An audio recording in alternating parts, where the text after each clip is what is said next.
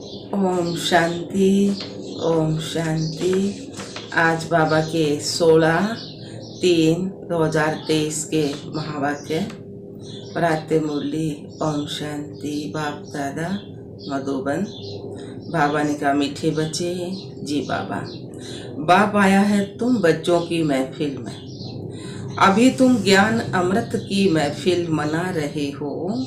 तुम्हारी मुसाफरी अब पूरी हुई, वापस घर जाना है। प्रश्न दिया बाबा ने, अनेक प्रकार के तूफानों में याद को सहज बनाने की विधि क्या है? अनेक प्रकार के तूफानों में याद को सहज बनाने की विधि क्या है? बाबा ने उत्तर दिया, शरीर निर्वाह करते 5-10 मिनट भी बुद्धि को शिव बाबा में लगाने की कोशिश करो।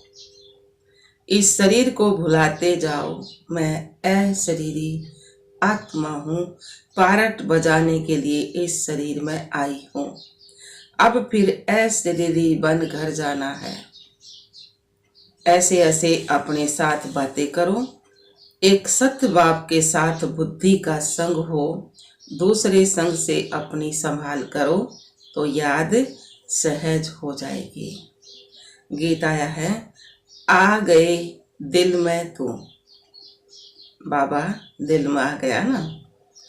ओम शांति। बच्चों ने गीत सुना और अर्थ भी बच्चों ने दिल में समझा होगा।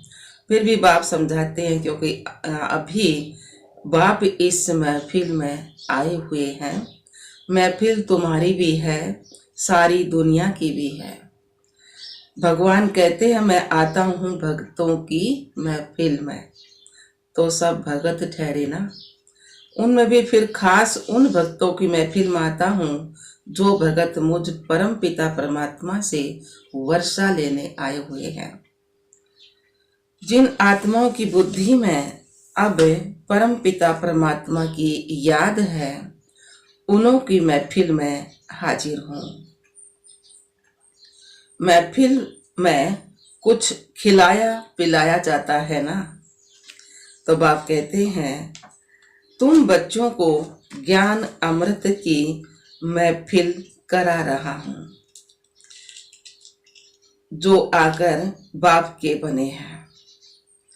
वह समझते हैं बाबा आया हुआ है हमारी इस महफिल में, फिर नंबरवार सबको वापिस ले जाएंगे।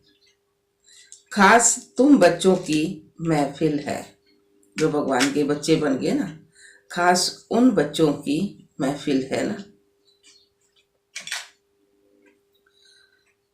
तो बाबा ने कहा, आम सबकी है, जहां बाप होगा वहां हम बच्चे ही होंगे। बाप कहते हैं, हम भी अशरीरी हैं, और तुम भी जब अशरीरी थे तो मेरे पास थे, ऊपर थे ना परमधाम। अशरीरी थे तो हम भी बाबा के पास थे। याद दिलाते हैं, 5000 वर्ष हुए। लांग लांग एगो कहते हैं ना। 5000 वर्ष से बड़ी मुसाफरी होती नहीं। भारतवासी बच्चे यह भूल गए हैं कि शिव भगवान कब आए थे। उनकी जयंती मनाते रहते हैं, कहते हैं आए थे जरूर, लांग लांग एगो, मतलब अब 5000 वर्ष पहले आए थे ना। परंतु कब आए थे यह कोई को भी पता नहीं है। कोई कहेंगे लाखों वर्ष हुए, कोई क्या कहेंगे, एक्यूरेट तो कोई को भी पता नहीं है। वो तो खुद भगवान ने आके बताई, जब मेरा पाठ है ना, तो ये तो बाप ही बता सकते हैं। कहते हैं बच्चे, 5000 वर्ष पहले भी हम तुम बच्चों के पास इस महफिल में आया था। दुनिया में शिव जयंती तो मनाते हैं, उसी दिन उनसे जाकर पूछो कि बताओ इनको कितने वर्ष हुए।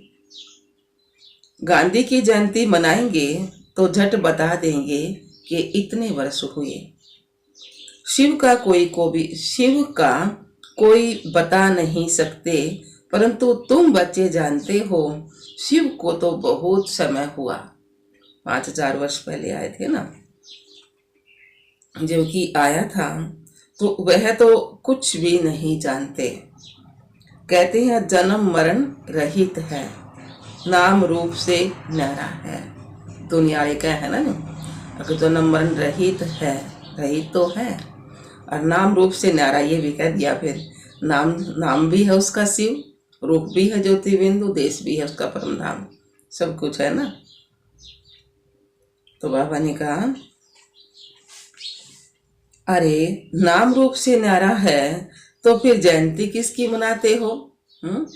नाम रूप तो कोई न्यारा चीज है, तो उसकी जन्मदिन थोड़ी मना जाएगा, जयंती मनाओ, है ना, बोले का व्रत आओ, या जयंती तो है शिव की। तो बाबा ने कहा तो नाम रूप से न्यारा नहीं हो सकता, जरूर भारत में ही आया था, तब तो जयंती मनाते हो ना। भारत में ही भगवान आवा है, जब तो जयंती मनाई जा है ना।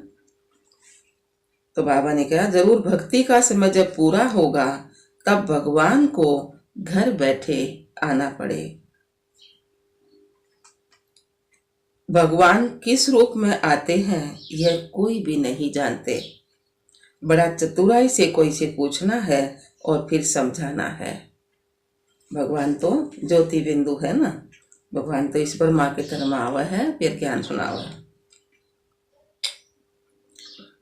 तो भगवान तो निराकार है, तुम उनकी पूजा करते हो, कहते हो हे परमात्मा, हे भगवान। उनको कोई देवता नहीं कहेंगे, भगवान न कहेंगे ना सब, कि सभी देवता की पूजा करते हो, चाहे गुरु के जाते हो, कुछ भी हो, फिर भी नहीं कहेंगे ऊपर हाथ करके हे भगवान। दुख पड़े में क्या है ना सब, हे भगवान, ये दुख का शब्द है। भगवान तो क्या है, मेरा बाबा, ये को मेरा बाबा, मीठा बाबा, प्यारा बाबा।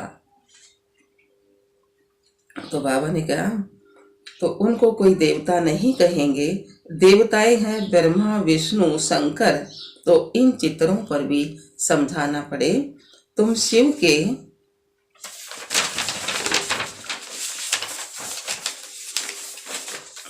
के मंदिर में जाएंगे तो उनसे पूछेंगे यह कब आए थे, कैसे आए थे।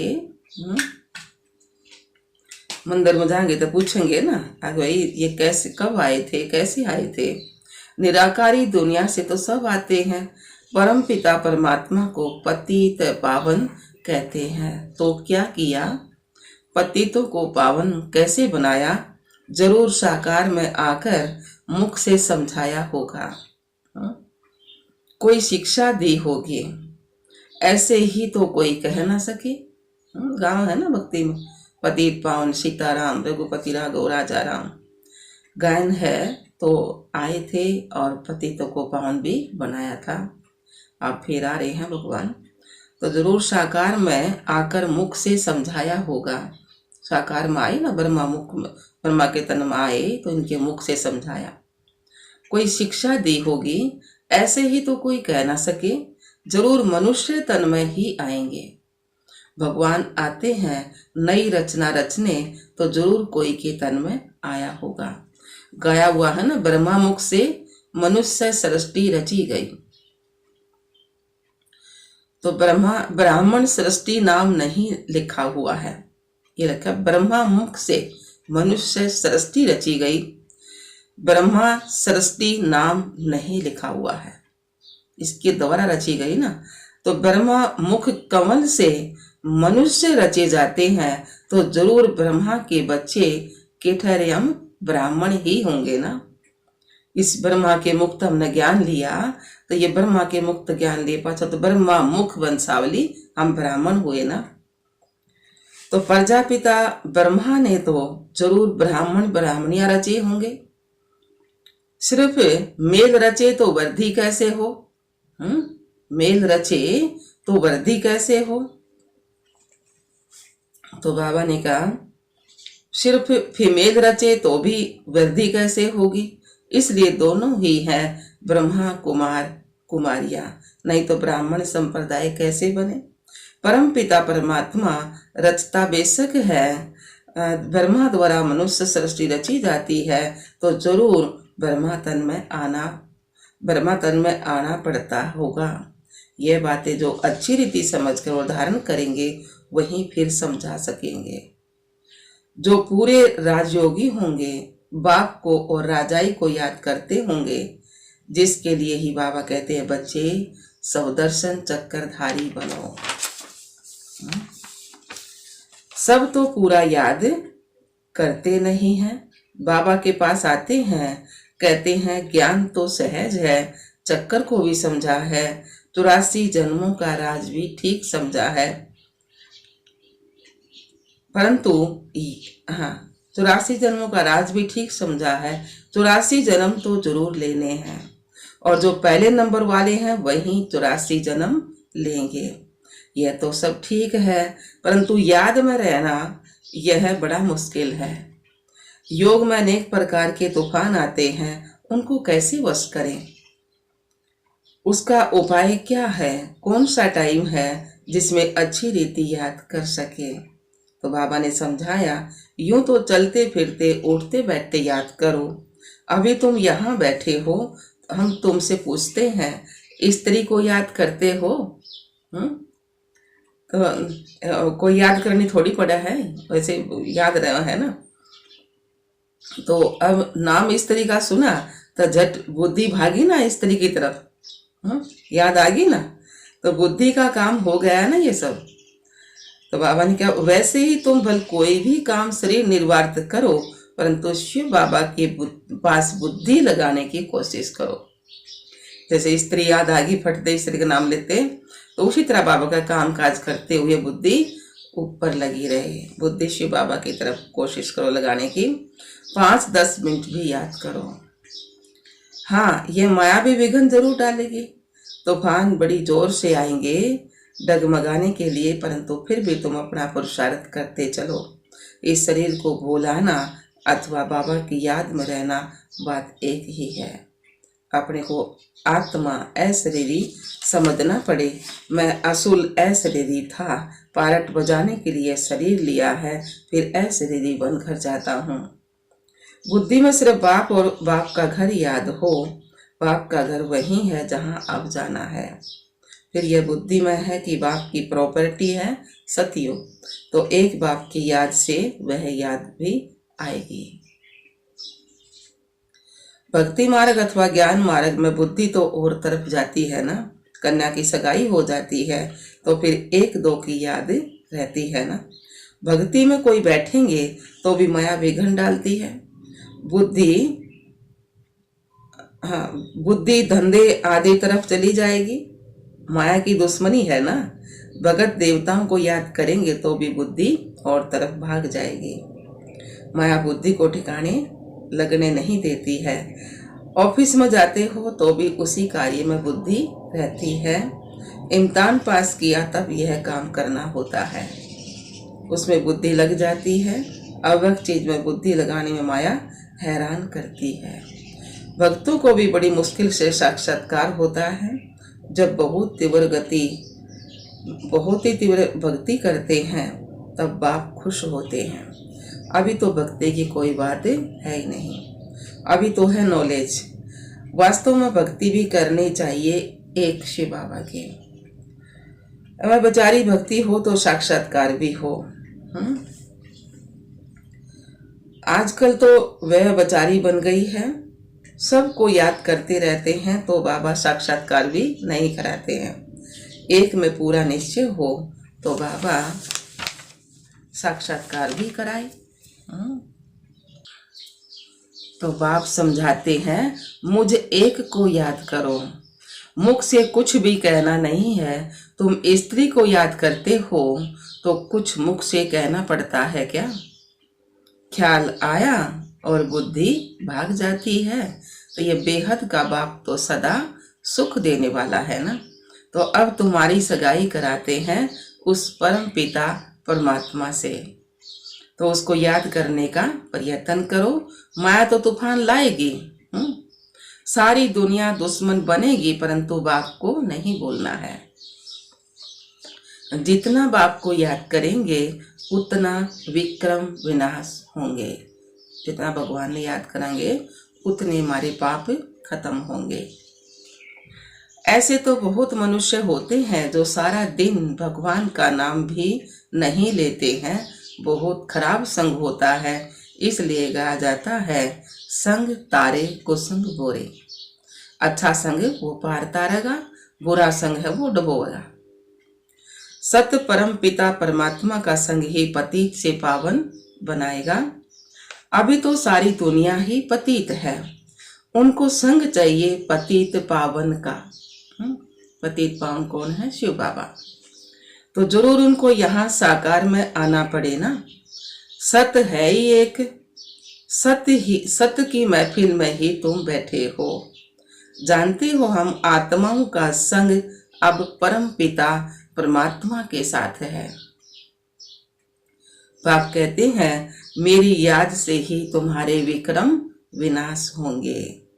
अच्छा संग होगा तो मुरली सुनेंगे, बुरा संग होगा तो इधर उधर बात लगाओगे, चुगली चाटी करेंगे। तो बाबा ने कहा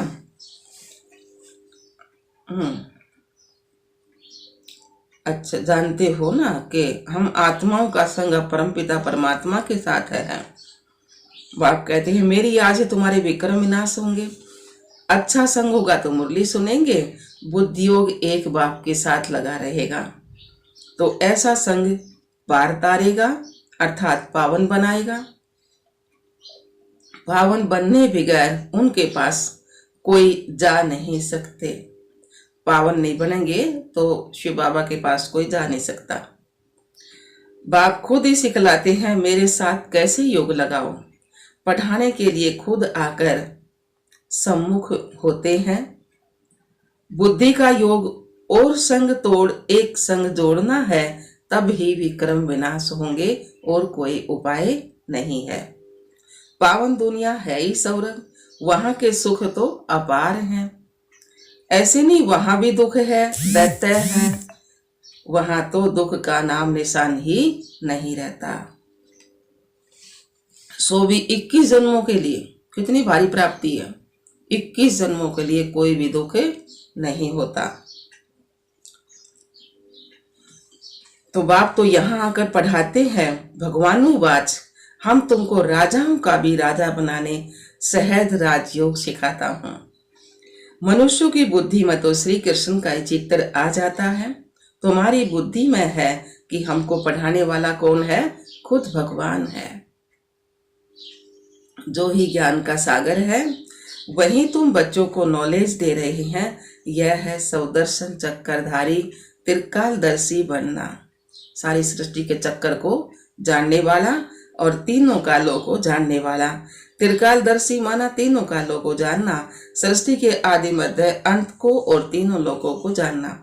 मूल वतन, सूक्ष्म वतन और स्थूल वतन को तुम ही जानते हो। तुम्हारे में नंबर वार पुरुषार्थ अनुसार जानते हैं। बाकी इसमें तकलीफ कोई नहीं है। शरीर निर्वाह भी करना है ना, गृहस्थी भी चलानी, घर में भी रहना, काम भी करना, सारे काम करने, नौकरी भी करनी, फिर भी भगवान को याद करना, सब कुछ करना है। ये नहीं कि सन्यासियों की तरह घर छोड़कर वही चले जाओ, वो बात नहीं है। भगवान के घर में तो उन्होंने कहा है काम करते हुए मुझे याद करो। शरीर निर्वाह भी करना है। ऐसे नहीं कहा था कन्या को भी शरीर निर्वाह थे माथा मारना है। कन्या को पति के पास रहना है, शरीर निर्वाह पति को करना है। कन्या को भी अपने पैरों पर खड़ा रहना है। एक कहानी है ना, एक कन्या ने बाप को कहा मैं अपना नसीब खाती हूँ। तो तुम कन्याएं भी अपना पुरुषार्थ कर रही हो। जितना पढ़ेंगे, श्रीमत पर चलेंगे तो 21 जन्म राज्य करेंगे। कन्याओं का काम है पढ़ना और ससुर घर जाना। तुमको भी विष्णुपुरी में भेजा जाता है। जितना पढ़ेंगे उतना उच्च पद पाएंगे। वह तो ऐसे ही करके कहानी सुनाते हैं। सच्ची सच्ची बात तो यहाँ की है। बाप खुद बैठ उनका रहस्य सुनाते हैं।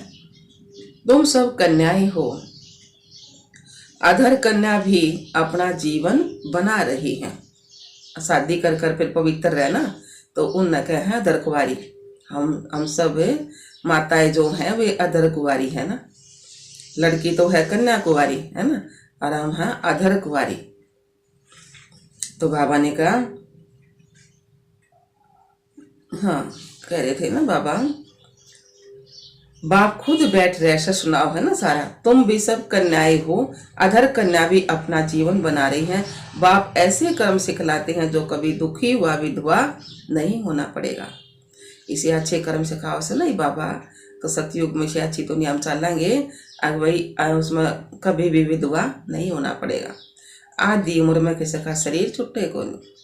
पहला आदमी जागा और पाछा औरत जाएगी है।